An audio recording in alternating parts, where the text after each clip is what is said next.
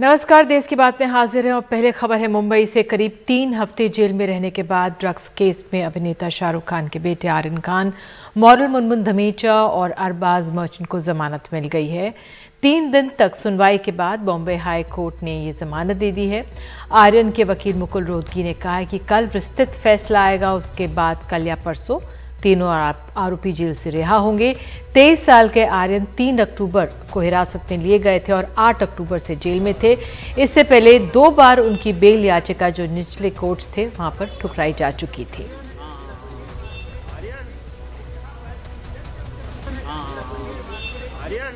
आज high court ने दोनों साइड की दलीलें सुन के 3 अक्यूज को बेल ग्रांट करा है। Aryan Khan number 1, Arbaaz Merchant number 2 and एक लड़की है, उसका नाम है मुनमुन धमीजा। उन तीनों को आज हाई कोर्ट ने बेल दिया है। पक्का डिटेल्ड ऑर्डर कल मिलेगा और मुझे उम्मीद है कि ये तीनों अक्यूज जो हैं ये कल या शनिचर तक बाहर आ जाए। करेंगे अपने सहयोगी सुनील सिंह के पास जाने की, वो वहां पर मौजूद हैं। अब सबकी निगाहें आर्थर रोड जेल पे होंगी कि वहां पर किस तरह से गतिविधियां बढ़ती हैं। मन्नत जहां पर शाहरुख खान है, क्या उनके घर के बाहर लोगों का भीड़ लगी? कई प्रशंसक भी वहां पर पहुंच रहे थे। कई दिनों से, करीब 3 हफ्ते से आर्यन जेल में थे। ये पूरा मामला चल रहा था, कोर्ट में चल रहा था और ये वाकई में इसमें देखना होगा कि हमारे सहयोगी अगर सुनील सिंह हमें मिल जाते हैं। हालांकि मुकुल रोहतगी को हमने कहते हुए सुना है कि विस्तृत जो डिटेल्स हैं इस पूरे मामले में जो कोर्ट में आज हुआ है, क्या कहा है कोर्ट में, किस तरह से, क्योंकि आपको याद होगा कि इस पहले मामले में जो याचिका थी बेल की अर्जी लोअर कोर्ट में दी गई थी, फिर सेशंस कोर्ट में गई थी और इन दोनों कोर्ट्स में जो बेल की अर्जी थी उसको ठुकरा दिया गया था। उसके बाद ये जो पूरा मामला था, आर्यन खान का पक्ष पहुंचे हाई कोर्ट और अब हाई कोर्ट में हमारे देश के पूर्व अटॉर्नी जनरल मुकुल रोहतगी ने इस मामले को समक्ष रखा, कोर्ट के समक्ष रखा और अब जाकर हमने देखा है किस तरह से ये बेल हो गई और बेल के ऑर्डर्स भी दे दिए गए हैं। पहले अमूमन सुबह ये कुछ देर पहले सोचा जा रहा था क्या कोर्ट जो अपना ऑर्डर है वो रिजर्व रख लेता है क्योंकि कोर्ट को लिखना होता है, लेकिन कोर्ट ने आज सीधे ऑर्डर कर दिया है। और ये हाई कोर्ट में भी जो ये पूरा मामला था, जो जरह थी, 3 दिन तक चली है। ऐसा नहीं कि आज ये हाई कोर्ट में आया और ये जमानत मिल गई। 3 दिन से जरह चल रही थी और आज जाकर अटकलें ये भी थी कि कल भी हो सकता है और आज जाकर ये जमानत मिली है। अगर ये मामला आज और कल और टलता तो फिर आर्यन खान की जेल में रहना ज़्यादा लंबा खिंच सकता था क्योंकि तब दीपावली और तमाम छुट्टियां आ जाती हैं कोर्ट की। तो अपने आप में ये ठीक रहेगा कि आज बेल मिल गई है, कोर्ट ने सीधे ऑर्डर कर दिया है बेल का और कल या परसों जाकर ये रिहाई संभव हो पाएगी। तो कोशिश करेंगे कि अगर हमारे सुनील सिंह हमारे सहयोगी नहीं है, लेकिन फिलहाल इस समय की ताज़ा खबर इस मामले से जुड़ी यही है कि आर्यन खान को और 2 और लोगों को जमानत मिल गई है और कल या परसों इन लोगों की रिहाई हो जाएगी।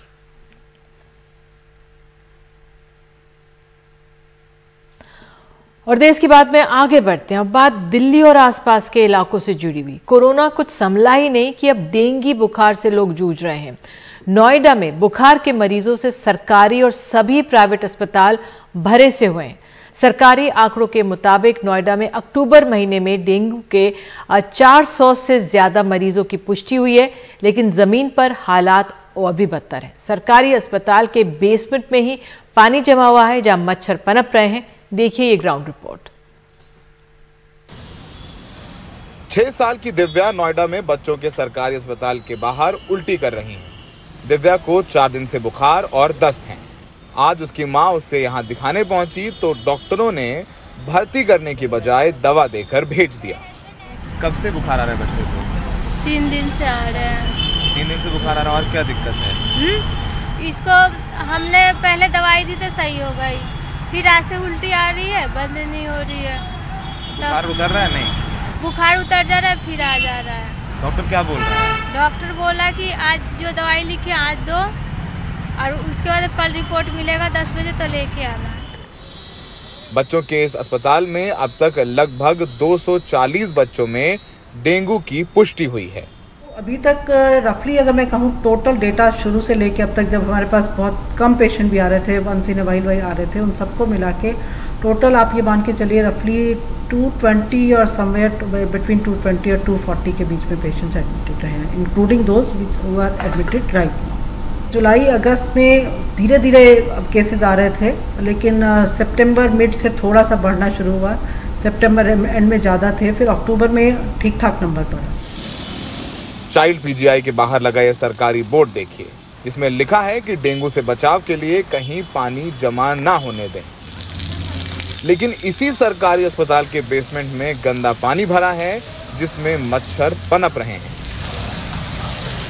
जहां बच्चों का डेंगू का इलाज चल रहा है, लेकिन नीचे देखिए इसी अस्पताल के बेसमेंट में पानी भरा हुआ है गंदा, और इस गंदे पानी में मच्छर पनप रहे हैं।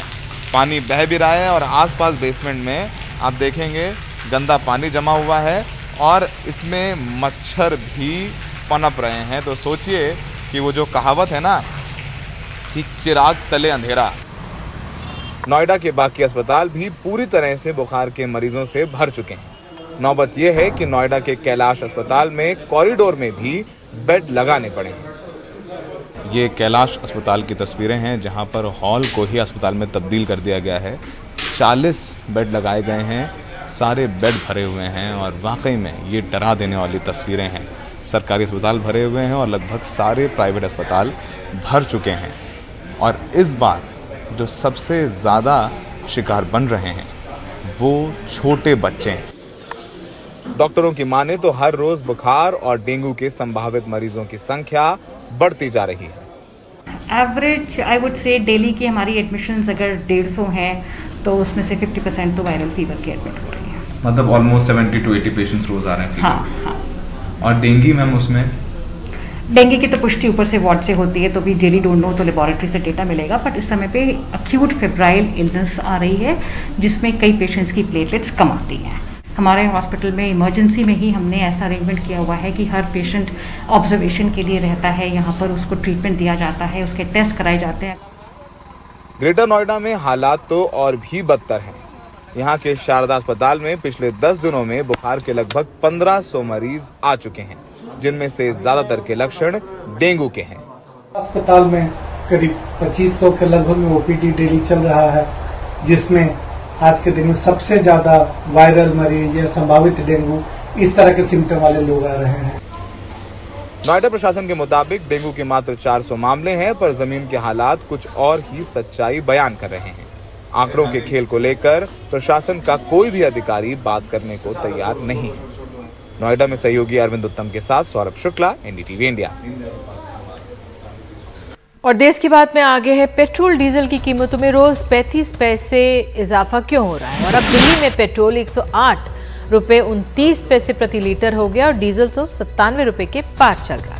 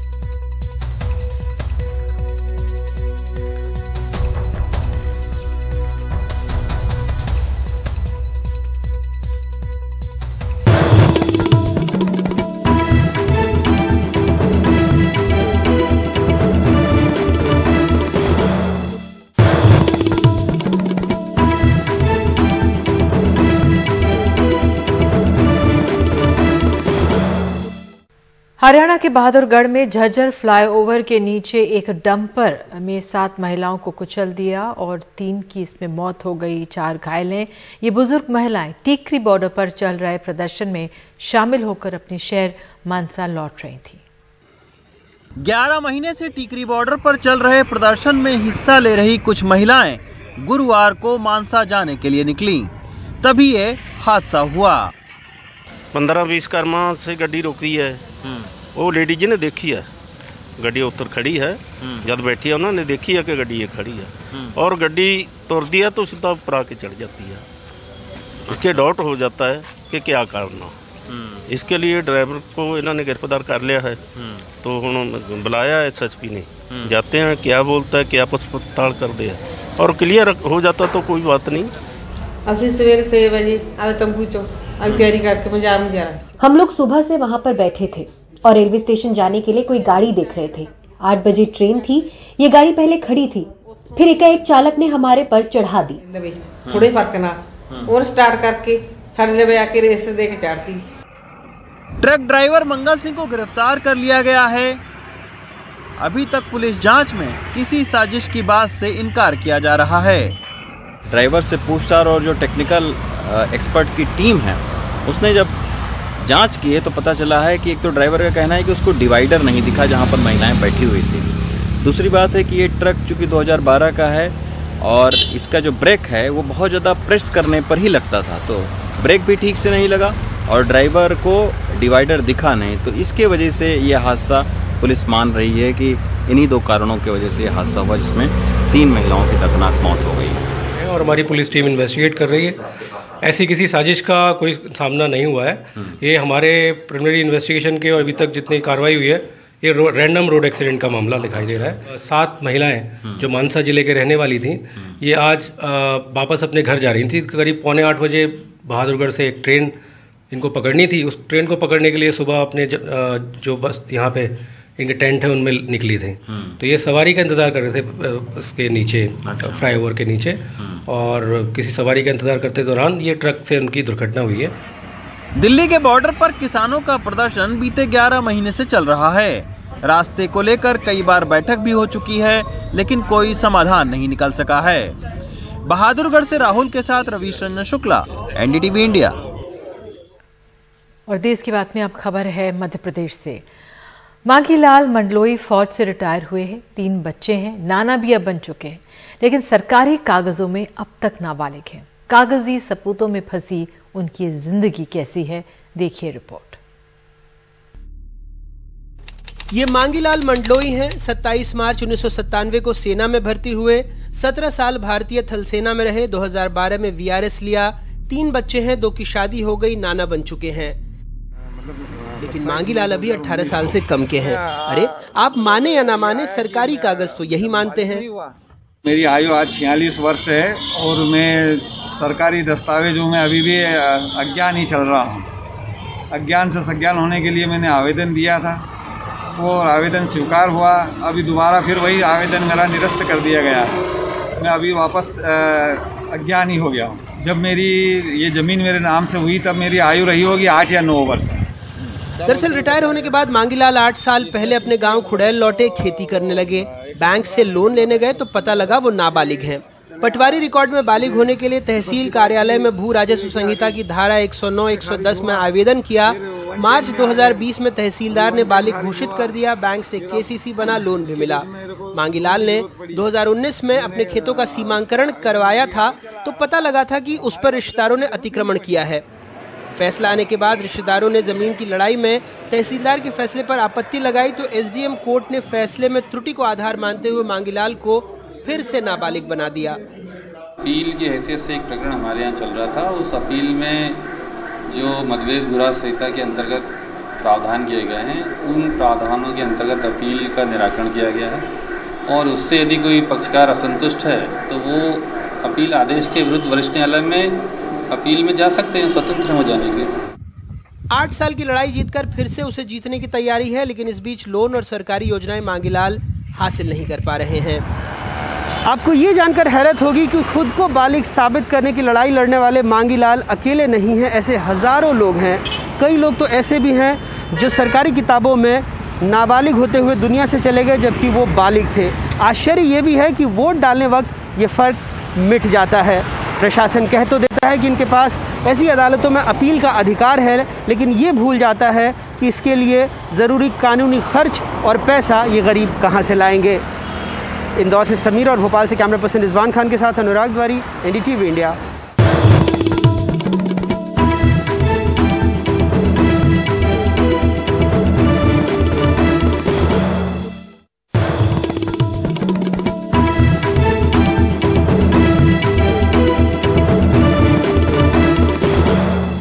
देश की बात में बात अब महंगाई की।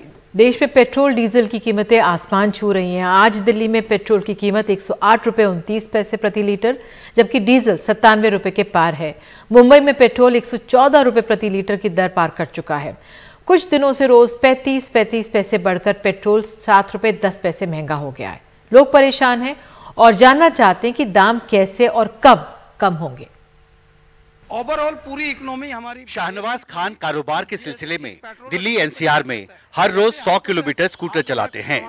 कहते हैं कमाई घट गई है और पेट्रोल पर खर्च बढ़ता जा रहा है। पिछले कुछ हफ्तों में जो आपका पेट्रोल का बिल है वो कितना बढ़ा है? ऑलमोस्ट सर 2 से 2,500 रुपये पूरे महीने में एक्स्ट्रा। एक गरीब आदमी, एक middle class family how they कैसे बियर करे, इतनी इनकम भी नहीं है।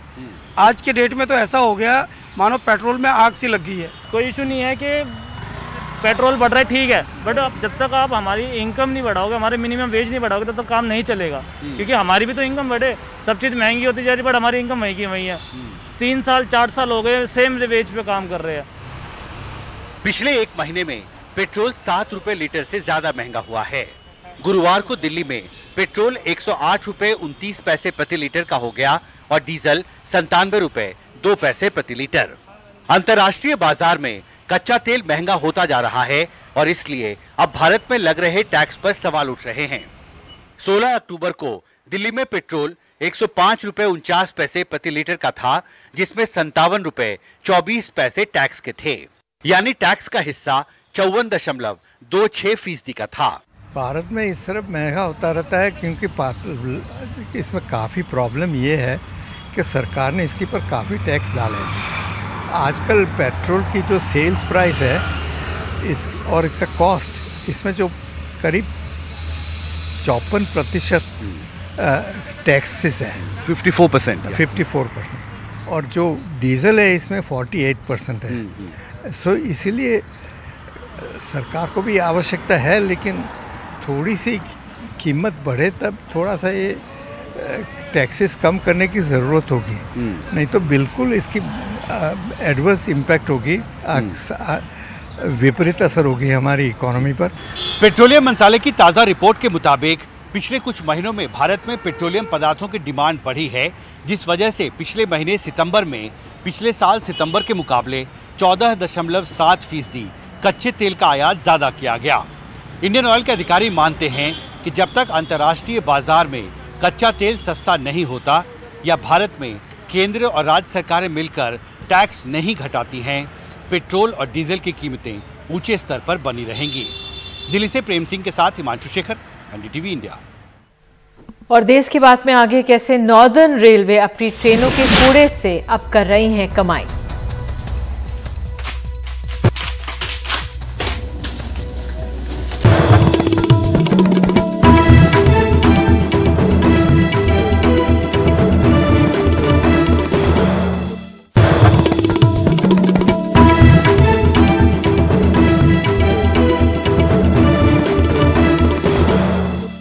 जिस कूड़े के निस्तारण के लिए पहले रेलवे पैसे खर्च करता था, अब उसी कूड़े से लाखों की कमाई हो रही है।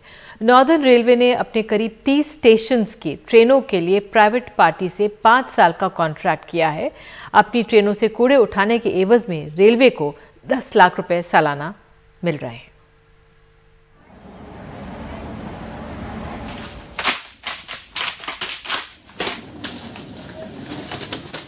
ट्रेन के भीतर मिलने वाला कूड़ा करोड़ों का है। प्राइवेट कंपनी के कर्मचारी यात्रियों के कूड़े को इकट्ठा करते हैं, फिर इसकी छटाई के लिए इसे सेग्रीगेशन सेंटर ले जाया जाता है, जहां मुसाफिरों के कूड़े की एक एक चीज को अलग अलग छांट कर रखा जाता है। टोटल 7 तरीके का आइटम होता है। दिन भर में अगर मिलाया जाए तो 1.5 टन का माल हम लोग उठाते हैं। और अभी तो हम लोग तो राजधानी और जनशताब्दी में हम लोग का मिला हुआ है, परमिशन मिला हुआ है, तो हम लोग उसी 2 ट्रेन में कर रहे हैं।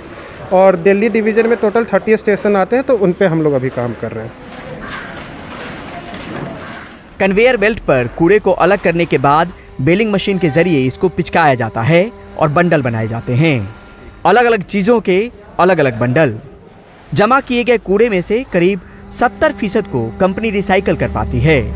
इस कचरे से ग्लास, प्लास्टिक के दाने, कागज, एल्युमिनियम के सामान और बिजली तक बनाई जाती है। साथ ही जो बचा हुआ खाना रहता है उससे खाद भी बनाया जाता है। 5 साल का कॉन्ट्रैक्ट है जिसमें से रेलवे करीब 50 लाख रुपया रेलवे को उनको देना होगा। तो अगर आप मान के चलें तो 10 लाख रुपया पर ईयर है। और वेस्ट कलेक्शन भी सारा का सारा जो मक कलेक्शन है वो स्टेशन से सारा वो करते हैं और 26 स्टेशनों का कॉन्ट्रैक्ट है। कूड़ा करोड़ों का, इस सोच को रेलवे ने अपनाया है। जिस कूड़े के निस्तारण के लिए कल तक रेलवे पैसे खर्च करती थी, आज उससे उसकी कमाई हो रही है। नई दिल्ली से परिमल कुमार, NDTV इंडिया।